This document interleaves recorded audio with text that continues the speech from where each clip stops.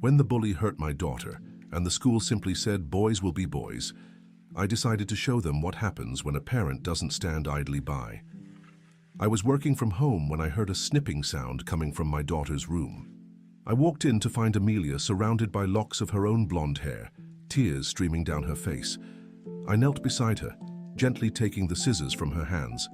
She looked up at me with those enormous blue eyes and whispered, "Maybe now he'll leave me alone." That night she barely spoke.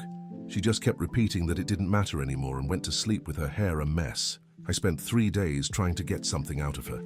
She barely ate, just picking at her food. I called her teacher, Mrs. Peterson, who actually laughed at my concern. "Oh, you're talking about Art Morrison," she said. "He has a huge crush on Amelia. It's actually kind of funny how he follows her around like a little puppy. Boys his age just don't know how to show their feelings." The way she said "follows her" made my stomach turn. I didn't know how to bring it up with Amelia, but I didn't have to. As soon as she got home from school, she broke down. I found out that Art called her Goldilocks every single day. He would get the whole class to chant the nickname at recess, corner her in empty hallways, and force her to give him hugs. The week before, he had grabbed her face and made her look at him. "When I talk to you, you look at me," he'd said. "I only hurt you because that's what you do when you love someone." My blood boiled. The school continued to treat it all as a childhood crush. I taught Amelia how to defend herself, to scream as loud as she could if he touched her again, to force the teachers to see. Sometimes I wonder how different things would have been if I had just stayed quiet, because the next day, Amelia came, home with bruises on her wrists and the collar of her shirt torn. She had done what we'd agreed. She had screamed at Art to leave her alone in front of everyone. The teacher had then made her apologize, saying she had hurt the boy's feelings and caused a scene. As if that wasn't enough, he and 3 of his friends cornered her after school to teach her a lesson. "My dad says girls play hard to get, but they like it," he sneered. "You embarrassed me. So now we're even. Tomorrow, I'll show you what real love is." Amelia cried in my arms, and I held my daughter, stroking her back like I used to when she was little, whispering that she was safe now, even as my hands shook with rage. That same night I went to Art's house. His father, Mark, opened the door wearing a suit that must have been worth more than my entire month's salary. I got straight to the point. "Your son is bullying my daughter." He didn't even let me finish. "That's not what I heard," he said with a smug grin. "Art says your daughter has been provoking him and then playing coy in public." I almost lost it right there, but I controlled myself. I looked past him and saw his wife with a bruise on her face. Mark pulled her in by the waist. "Linda understands how a marriage works," he said. 20 years together because she knows that when we get a little heated, it's just because we love too much to let go." In that moment, I understood that Art was just repeating what he saw at home. I decided they would both pay. I left there trembling, stopping several times on the way home to try and calm down. When I got back, Amelia was already asleep. Her chopped hair spread across the pillow like broken wings. The next morning, I took out my phone and started photographing every bruise on her wrists. She flinched as I touched her to get a better angle. I documented everything, even the ripped clothing. While she was having breakfast, I went through her backpack and found crumpled notes hidden in a side pocket. My stomach dropped as I read them. "You're mine," was written over and over in a scrawled hand. "Stop ignoring me or you'll see." One of them even had a drawing of a girl with X's for eyes. I spread everything out on the kitchen table and photographed it all. Amelia just watched in silence, stirring her cereal. I asked if she had any messages on her phone. She shook her head, but wouldn't look at me. Something told me there was more. She wasn't telling me.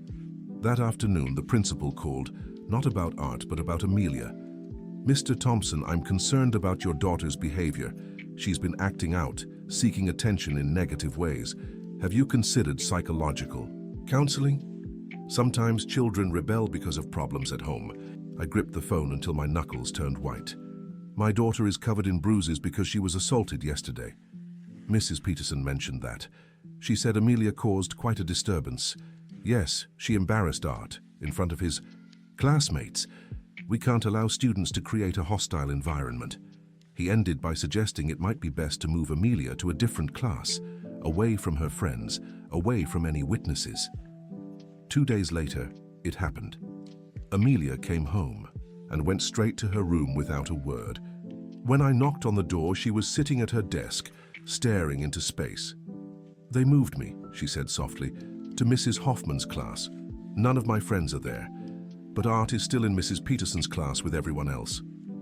I sat on her bed, trying to control my anger. "Did they give you a reason?" "The principal said it was for my own good to get me out of the situation." She looked at me, her eyes empty. "Dad, he always wins, always." The days that followed were a nightmare. Amelia started eating lunch alone because Art got a group of boys to follow her.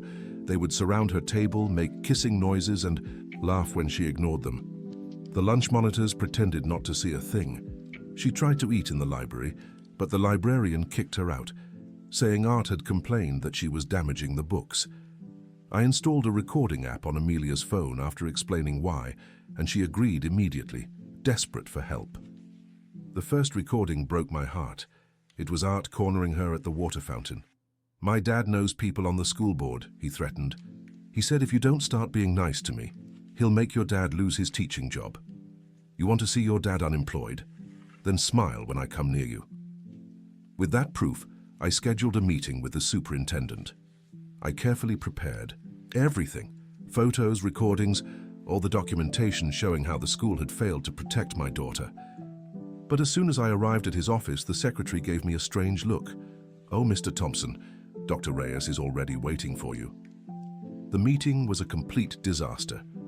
Dr. Reyes sat behind his desk, hands folded.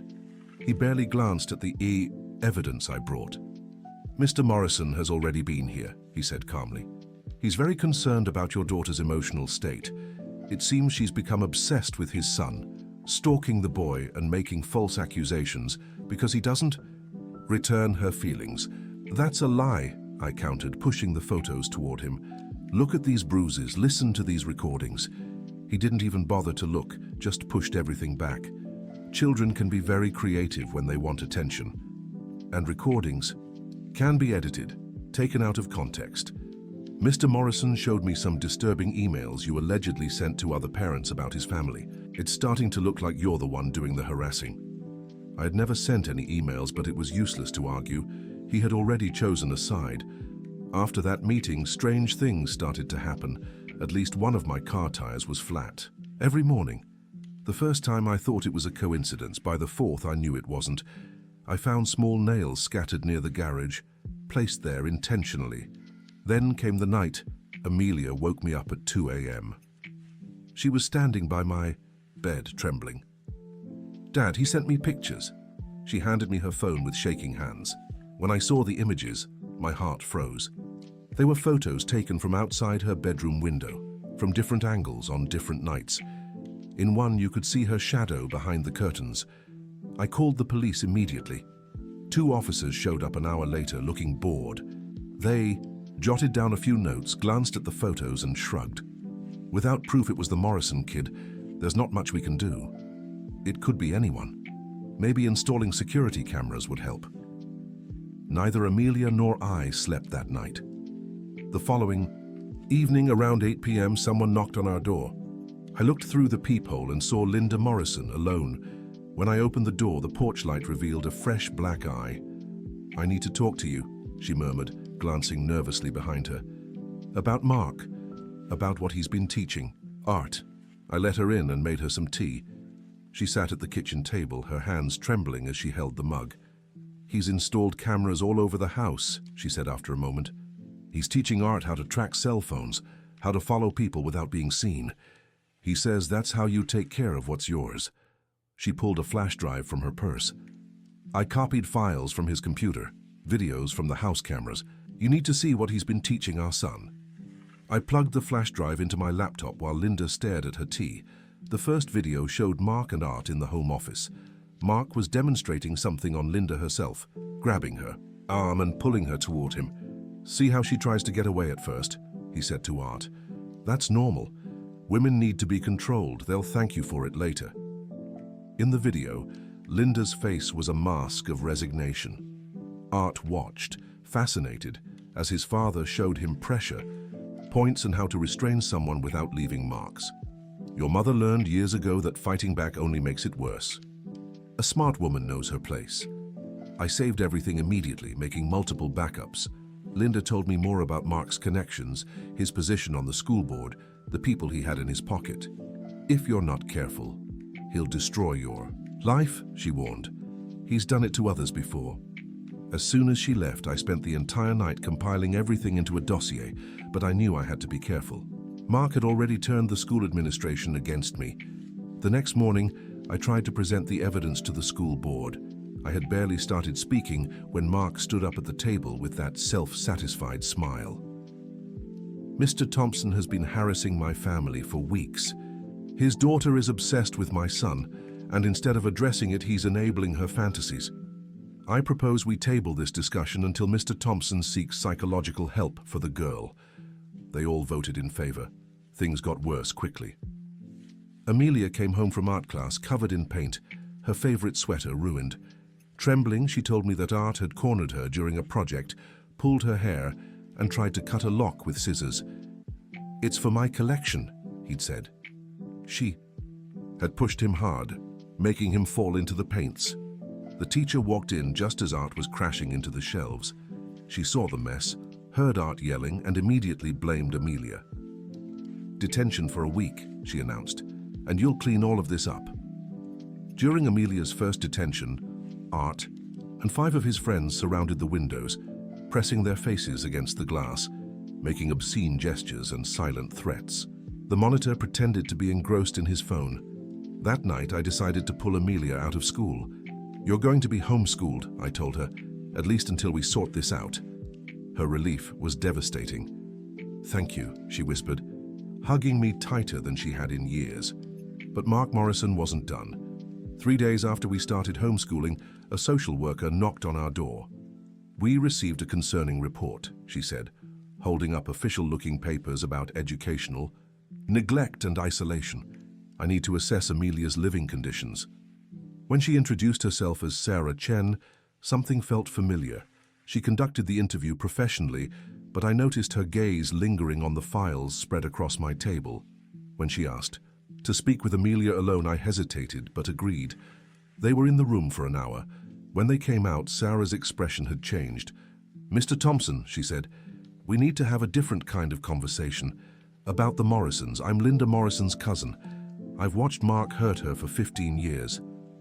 Sarah sat with us at the table, her official tone gone. She showed me photos on her phone from over the years. Linda at family gatherings, always with bruises poorly hidden by makeup. I documented what I could, but she always protected him. Until now." She explained that Linda had called her the night before, desperate and ready to report everything. The flash drive was just the beginning. Sarah had already contacted a family lawyer, Catherine Mackenzie, who specialized in cases of domestic violence and institutional corruption. "She's dealt with situations where the abuser uses their position to manipulate the system," Sarah said.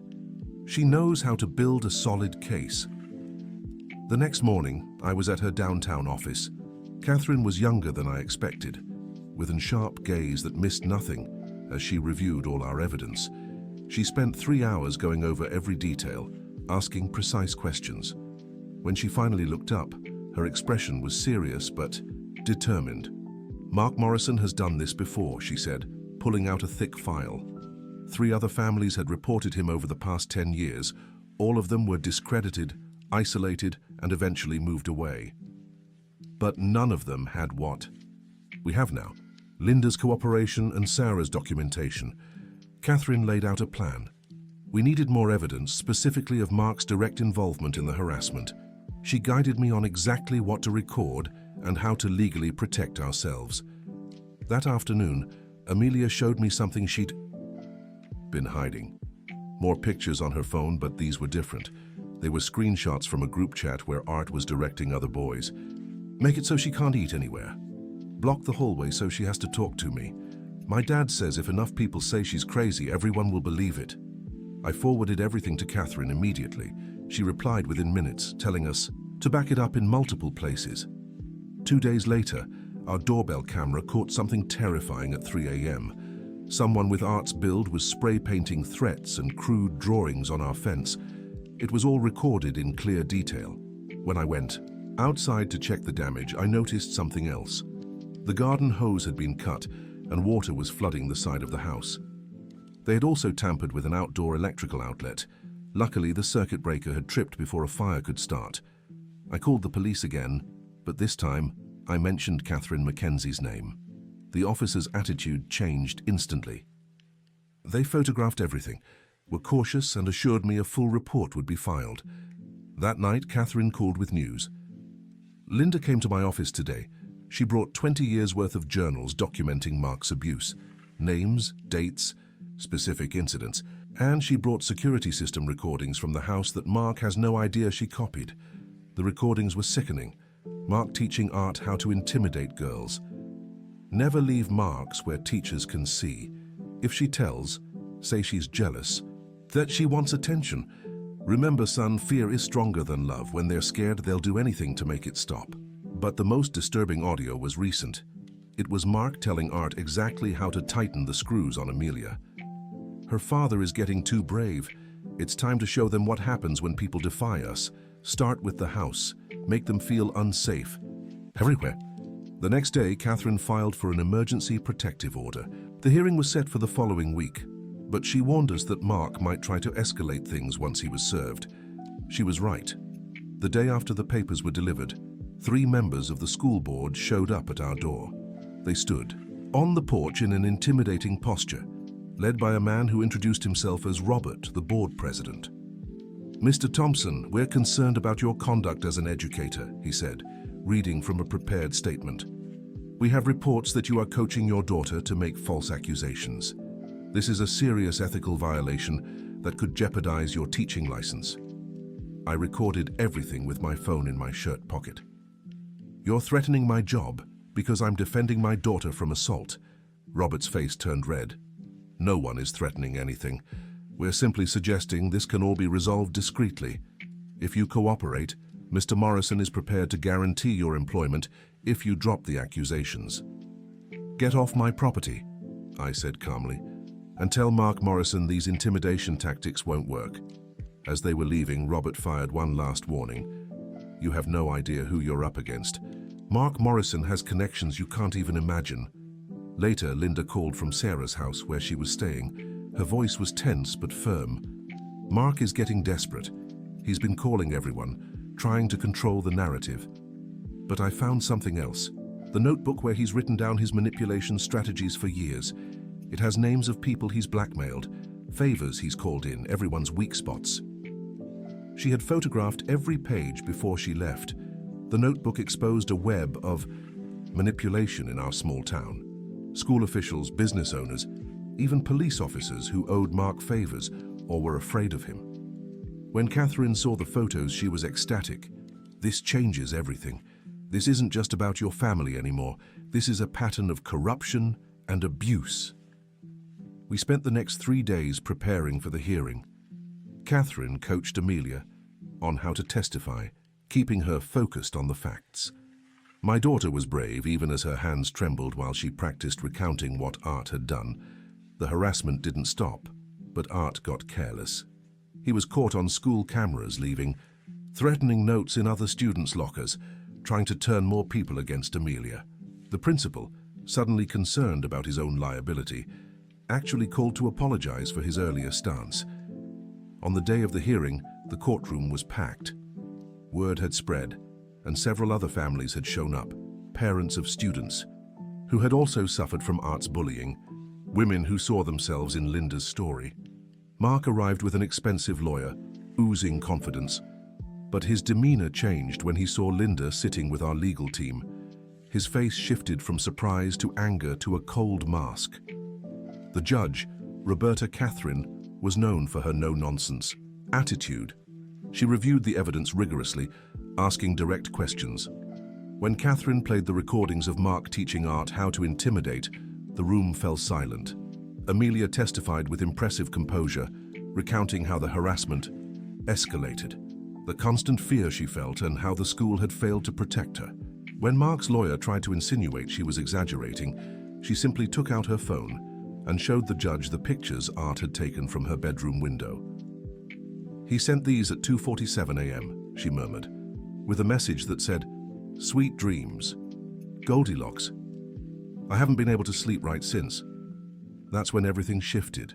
Art was called to testify. Despite being well coached by his father, his teenage arrogance took over. When asked about the harassment, he gave a smirk. "My dad says girls need to know their place," he declared proudly. "Amelia was giving me trouble, so I had to show her who's boss. That's what men do." The judge's expression hardened. "And who taught you that?" "My dad. He showed me with my mum how to make women listen. Said when they're really scared, they'll do whatever you want." Mark leaped from his seat, grabbing Art's arm with such force that the boy cried out, "Shut up, you idiot!" The court officers restrained Mark immediately, but the damage was done. He had just assaulted his own son in front of the judge, confirming everything we had said about his violence. The judge called a recess. When we returned, she didn't waste any time announcing her decision. Permanent restraining orders for Mark and Art, prohibiting them from contacting me or Amelia directly or indirectly. Art was ordered into intensive therapy with court supervision, but the judge didn't stop there. "Mr. Morrison," she said, her voice like ice, "your behavior today, coupled with the evidence, leaves me deeply concerned. I am referring this case to the district attorney for the filing of criminal charges, including witness intimidation, assault, and conspiracy to harass." Mark's lawyer tried to argue, but the judge cut him off. "I will also be forwarding the entire file to the school board with my express recommendation that Mr. Morrison's position be reviewed immediately." As we left the courthouse, Linda approached us. She looked exhausted, but in a way relieved. "Thank you," she said simply, "for believing me and for fighting. You gave me the courage to end this." Her lawyer was already waiting in the parking lot. With the restraining order and the assault on the record, Linda filed for an emergency custody order and an expedited divorce. The following weeks were a whirlwind.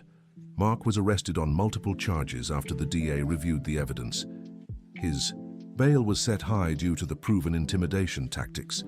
The school board, fearing for its own reputation and potential lawsuits, voted unanimously to terminate him. Other families came forward, sharing stories of Art's bullying and how Mark had always covered for his son. Catherine filed a class action civil suit on behalf of several victims, demanding compensation and institutional change. Under public pressure and the threat of litigation, the school district finally implemented a real anti-bullying policy. Teachers began mandatory training to recognize and address harassment. The principal, who had ignored our pleas, was placed on administrative leave, pending a full investigation. Art was transferred to a therapeutic boarding school, specializing in behavioral modification, with weekly therapy sessions and regular reports to the court. His therapist, a Dr. Evans, later told us that Art's worldview was so warped by his father's influence that it would take years to undo the damage. Linda's divorce moved forward quickly. With the criminal charges and proven abuse, she was granted full custody. Mark was only allowed supervised visits, which his son initially refused to attend. The criminal trial was set for 6 months later, but even from jail, Mark continued to try and intimidate witnesses, which only worsened his situation. Many of his former allies distanced themselves, suddenly recalling incidents of misconduct they had previously chosen to ignore. And slowly, our community began to heal.